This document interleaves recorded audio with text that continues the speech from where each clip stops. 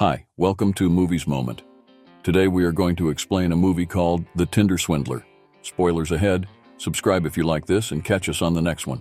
Take care. Man from Israel, originally named Shimon Hayat, journeyed across Europe, masquerading as the offspring of Leviev, a prominent Russian-Israeli diamond tycoon. Under the guise of Simon Leviev on the dating platform Tinder, he engaged with women, deceiving them into loaning him funds that he never returned. He fabricated a Google profile showcasing lavish lifestyles with private jets, luxurious automobiles, and extravagant parties globally. Cecile Fjelhoy, hailing from Norway, encountered Simon on Tinder. She reflects on the pursuit of authentic love by women, undeterred by previous heartaches, her romantic ideals shaped by Disney narratives. Dreaming of grandeur beyond her small-town origins, Cecile has been active on Tinder for 7 years, accumulating 1024 matches. She articulates a common desire among women for a partner who combines attractiveness, ambition, a love for animals, and wealth. Simon's Tinder profile included a link to his Instagram, which boasted numerous photos and a large following, indicating his affection for animals. Their first meeting took place at the Four Seasons Hotel for coffee, where Simon, with his striking appearance, quickly portrayed himself as a diamond industry prince and CEO of LLD Diamonds.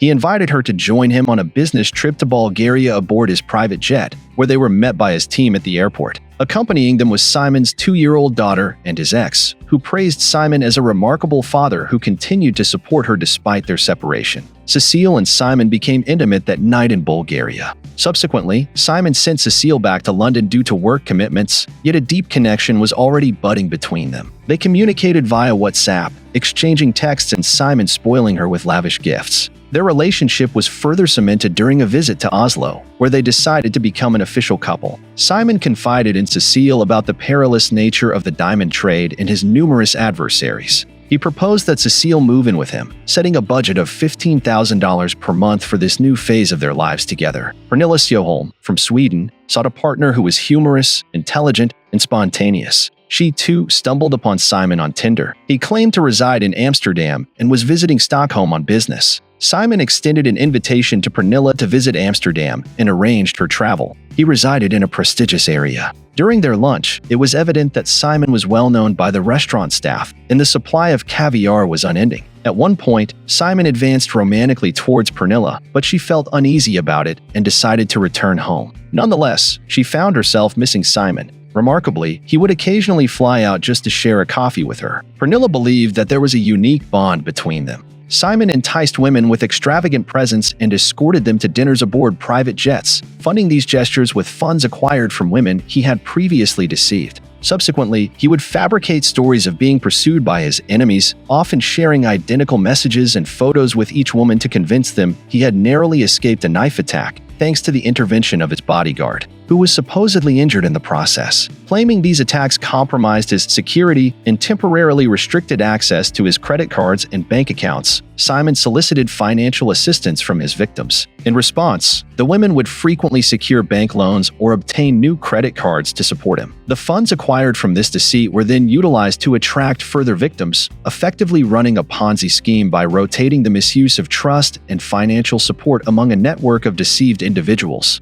At this stage, Cecile was completely captivated by Simon, having fallen for his deception entirely. She obtained a credit card in her name, which Simon then used exclusively, quickly reaching its spending limit. Following this, Simon requested Cecile to visit Amsterdam and bring $25,000 with her. In order to fulfill his request, Cecile secured loans to gather the necessary funds and traveled to meet Simon in Amsterdam. Upon her arrival, his security personnel orchestrated a scenario of urgency, implying that Simon was at risk. They insisted that his adversaries had pinpointed his location and that he needed to urgently depart by plane to an undisclosed location. Subsequently, Simon arrived in Stockholm, the very place where he had encountered Pernilla. Simon escorts Pernilla to a party, opting to pay in cash. Feeling uneasy, Pernilla departs early, and by the next day, Simon is found to be in Barcelona. Meanwhile, Cecile's credit card is blocked by American Express, prompting Simon to request her to communicate with American Express to both unblock the card and request an increase in its limit. To justify this, Simon fictitiously employs Cecile at LLD Diamonds, providing her with fake payslips that suggest a monthly income of $94,000.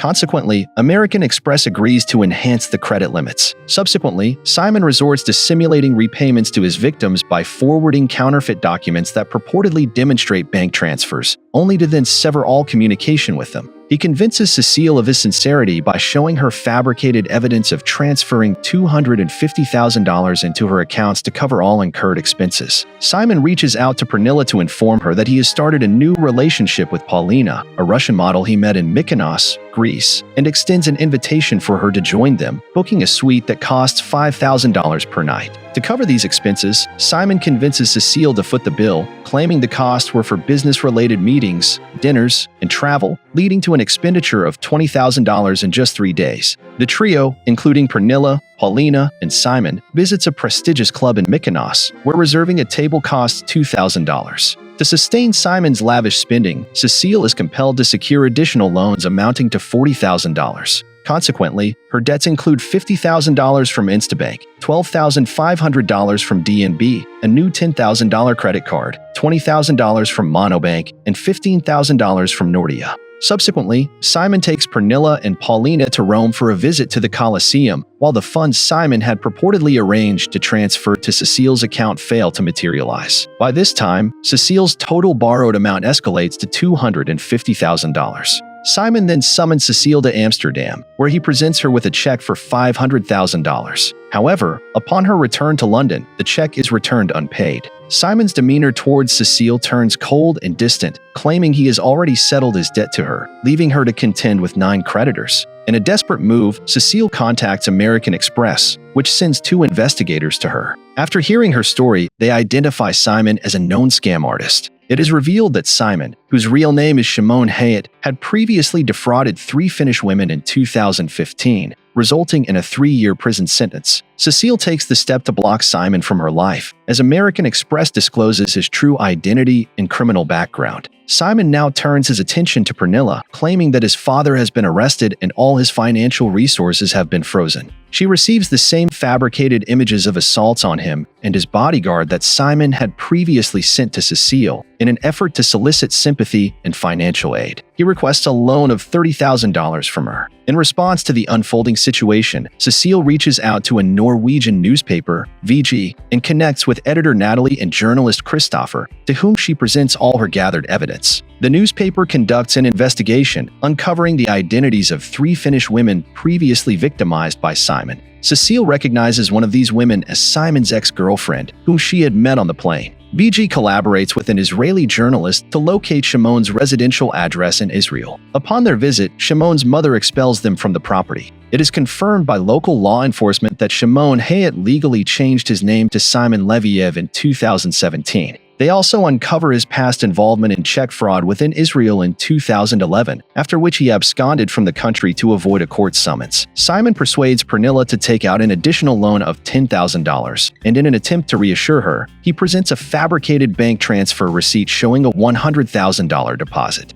He also convinces her to arrange numerous flights for him, one after another, though the promised funds never materialize. During their investigation, the journalists from the newspaper discover flight bookings made in Pernilla's name on Cecile's credit card statements, exposing Simon's deceit. Upon learning the truth about Simon's fraudulent activities, Pernilla shares the journalist's message with him. Journalist Arnold meets with Pernilla in Stockholm and comes to understand that Simon is orchestrating a Ponzi scheme. Pernilla discloses Simon's location in Munich, prompting Natalie and Christopher to travel there and collaborate with Pernilla in an attempt to confront Simon. However, Simon flees upon realizing that he is being pursued. The following morning, Pernilla confronts Simon over the phone, armed with the evidence Natalie had provided her. In response, Simon issues threats against Pernilla. Despite this, VG decides to proceed with publishing the story. The exposé on the Tinder Swindler quickly gains traction and goes viral, prompting additional victims from various parts of the world to come forward with their own experiences of deception. Elaine, Simon's current girlfriend, comes across the article detailing Cecile's ordeal and realizes the depth of her own entanglement with Simon.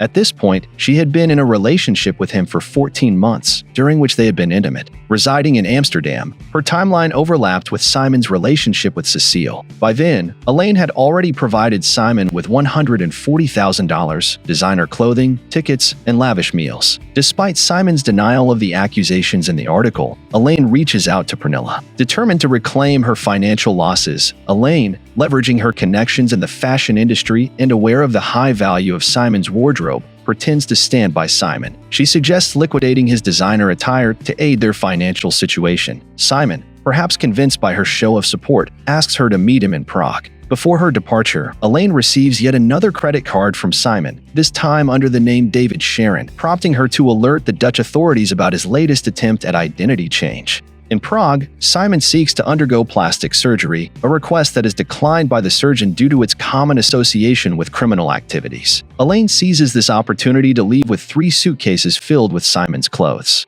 Meanwhile, Simon expresses a desire to marry Elaine, unaware of her intentions. Elaine proceeds to sell the clothing on eBay. After some time, Simon catches on to Elaine's plan to retain the proceeds from the sale for herself. This realization leads him to send her multiple aggressive voice messages demanding the return of his money, marking a turbulent phase in their relationship as Elaine navigates her path to recovery and retribution. With no income, Simon finds himself in dire straits, resorting to staying in hostels at $12 per night and scavenging for leftover food in a mall. Elaine, upon discovering that Simon plans to travel to Greece, passes on this information along with his new alias, David Sharon, to the authorities. Simon is apprehended upon his arrival in Greece. In Israel, he receives a 15-month prison sentence for unrelated crimes but is released after serving just 5 months. Notably, he faces no legal repercussions for the fraud committed against the women he deceived. Simon now resides in Israel, enjoying his freedom. Meanwhile, Cecile, Pernilla, and Elaine continue to shoulder the financial burdens incurred from their involvement with him. Simon's deceptive actions are believed to have defrauded individuals worldwide of a total exceeding $10 million,